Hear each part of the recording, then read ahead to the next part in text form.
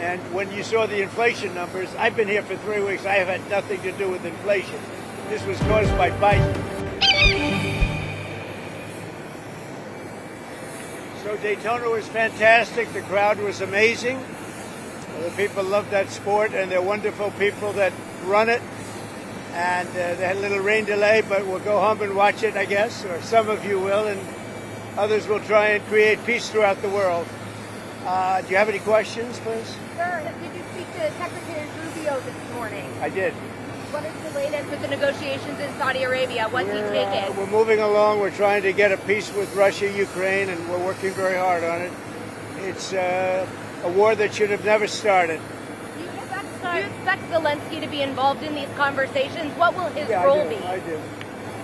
He will be involved, yes. Mr. President, would you allow the Europeans to buy U.S.-made weapons for Ukrainians? Yeah.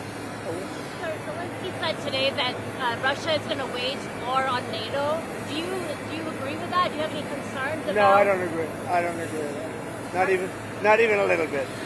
Vice President Vance said that the United States would potentially take military action against Russia if they won't come to an agreement. Do you agree with that stance? I don't know if that's what he said. I don't think he said that.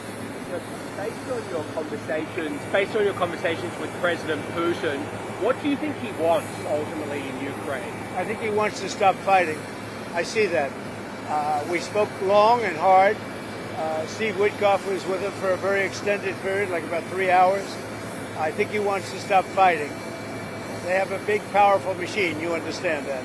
And they defeated Hitler and they defeated Napoleon. You know, they've been fighting a long time. They've done it before.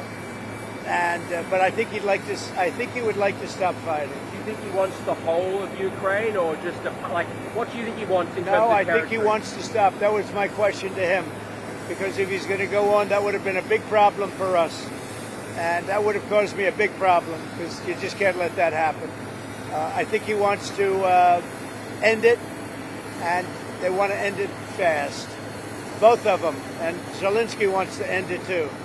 Sir, when do you think that could actually happen? When do you think the fighting can stop? Well, we're working to get it done. I mean, you know, it's too bad it started. It would have been a lot easier to end it before it started, right? But it started because we had an incompetent president that he didn't know what he was doing. That should have never started. That war was so easy to stop. Remember this, that under Bush, they took a lot. Under Obama, they took a lot. Under Biden, they're trying to take the whole thing. And under Trump, they took nothing. Nothing was gone.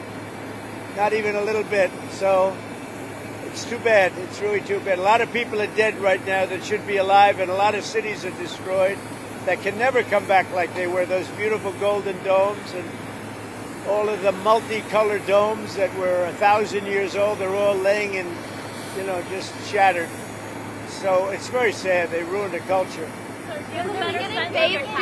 They're beginning phase two of the ceasefire deal between Israel and Hamas. What's going on there? Have you been briefed on the latest relating to that? Well, I have been briefed. I told Bibi, you do whatever you want because, my statement was they got to come back. Now, the reason I made that statement because they said they weren't going to deliver, they were not going to deliver the people that they said they were going to deliver, that they agreed to deliver. And they did agree to do that, but they broke that agreement. When I made the statement, they delivered everybody plus an American. Now, the good news is they look like they're in pretty good shape because the people from the week before didn't look like they were in good shape. They looked like Holocaust survivors, frankly. Horrible. Whatever happened to them was horrible. But that'll be up to Israel what the next step is in consultation with me. So what are you supposed to use these weapons for that you've now allowed to be shipped? Given the fact that there's a ceasefire supposed to be in effect, why ship those big bombs now? Peace through strength. You understand that, right? It's called peace through strength. They contracted for those weapons a long time ago in the Biden administration, and then Biden wouldn't deliver the weapons. But I look at it differently. I say peace through strength. They were sitting there. Nobody knew what to do with them. They bought them. But I believe in that very strongly. So do you have an update on your... The European Union is talking about banning food imports from the U.S., kind of along the lines of your reciprocal I don't mind. Let them do it. Let them do it. They're just hurting themselves if they do that. I can't imagine it, but it doesn't matter. We're having reciprocal tariffs. Whatever they charge, we charge. Very simple.